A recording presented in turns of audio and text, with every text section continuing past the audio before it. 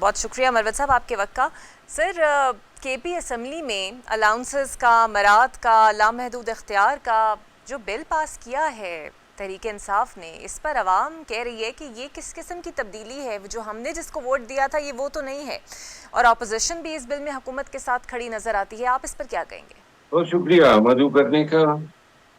یہ بل متعارف کرانے سے پہلے ذمہ داری بنتی تھی اسمبلی کے لیجسلیٹو سٹاف کی، لا ڈپارٹمنٹ کی اور ایڈوکیٹ جنرل آفس کی، اور ان کو یہ دیکھنا چاہیے تھا ایک تو بلا اختیار ہیں، مرکز کے اختیارات ایکسرسائز کرنا چاہتے ہیں جو پروونشل اسمبلی کے اختیارات میں یہ فعال نہیں کرتے ہیں. یعنی پاسپورٹ ہو گیا، اب یہ فیڈرل سبجیکٹ ہے. اسی طرح NSA کے جو ٹول پلازے ہیں فیڈرل سبجیکٹ ہے. پھر پروہیبیٹڈ بور کے لائسنسز جو ہیں وہ فیڈرل سبجیکٹ ہیں.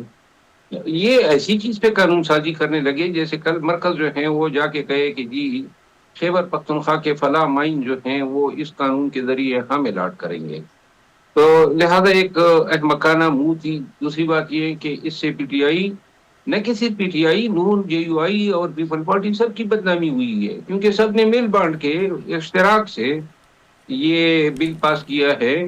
اور تمام پارٹیوں کو اپنے رہنماؤں سے بازپرس کرنی چاہیے کہ کیوں کر جو ہے آپ اس طرح کا ایک پیغام پاکستان کے 25 کروڑ یا 26 کروڑ عوام کو دے رہے ہیں کہ جی ہم ایوانوں میں جو ہیں خود اختیارات اور مراعات سمیٹنے آئے ہیں.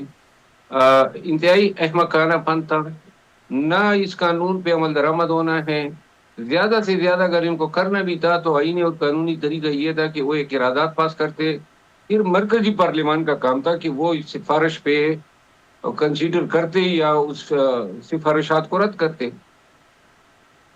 مروت صاحب لیکن یہ مائنڈ سیٹ کیا ہے سر کہ جب آپ کے ذاتی مفادات کی بات آئے، مراد کی بات آئے، تو اپوزیشن اور حکومت دونوں ایک ہی طرف ہو جاتے ہیں، ایک ہی صف میں کھڑے ہو جاتے ہیں، اور ویسے اپنے اپنے مفادات اور اپنی پارٹی کے مفادات تب ان کو یاد نہیں رہتے. جیسا کہ آپ خود تو بل پہ تنقید کر ہی رہے ہیں، لیکن قومی اسمبلی میں بھی اراکین ایسی مراد حاصل کر کے بیٹھے ہیں. دیکھیے قومی اسمبلی کے اراکین جو ہیں ان کو جو گھر میں ملتا ہے تنخواہ ٹیکس کی کٹوتی کے بعد، وہ تقریباً کوئی 505 لاکھ روپے بنتی ہے. تو یہاں پہ اب میرے لیے 5 لاکھ 5.25 لاکھ روپے کی تنخواہ اور اس کی جو میں کماتا تھا وہ اس سے 10 گنا زیادہ ہوتا تھا. تو لہذا یہ کہنا کہ جی ہمیں یہ مراعات ملے ہیں، میں سمجھتا ہوں یہ گھاٹے کا سودا ہے. باقی 5 لاکھ روپے جو ہیں آپ اگر دیکھ لیں تو یہ کارپوریٹ سیکٹر میں، ہمارے وکالت کے شعبے میں، انجینئرنگ کے شعبے میں، ریئل اسٹیٹ کے شعبے میں جو پروفیشنل ہوتے ہیں وہ کروڑوں کماتے ہیں. ٹھیک ہے.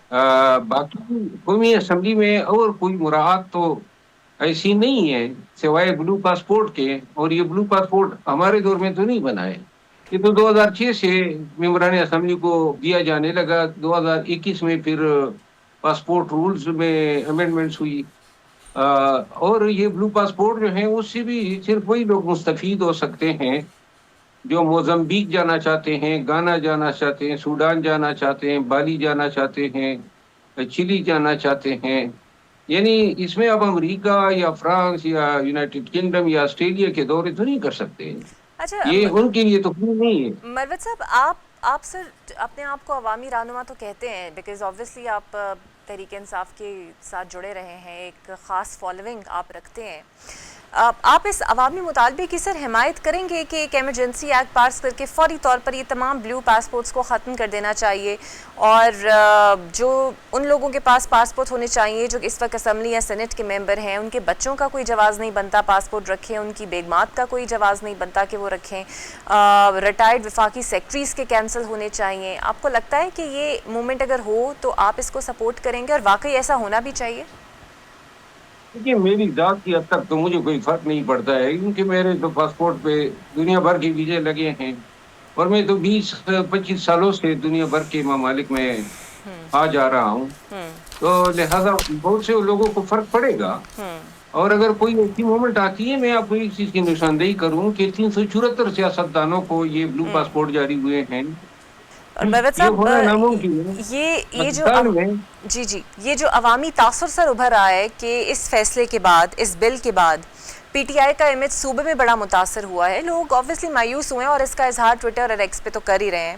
آپ کو لگتا ہے پی ٹی آئی کے پبلک امیج کو اس پہ دھچکا لگے گا، عوام میں مقبولیت کہیں نہ کہیں افیکٹ ہوگی اور اسپیشلی سہیل آفریدی صاحب کی کریڈیبلٹی پہ بھی سوال اٹھیں گے؟ دیکھیے، یہ صرف پی ٹی آئی کو جو ہے تختہ تو نہیں بنایا جا سکتا، نون نے بھی سپورٹ کیا نا، سب نے مل کے جو ہے یہ مراعات کے لیے، پاسپورٹوں کے لیے جو ہے اپنا حصہ ڈالا، تو لہذا یہ پی ٹی آئی کا اگر گراف اس سے متاثر ہوا ہے تو کسی اور کا گراف بڑا تو نہیں ہے۔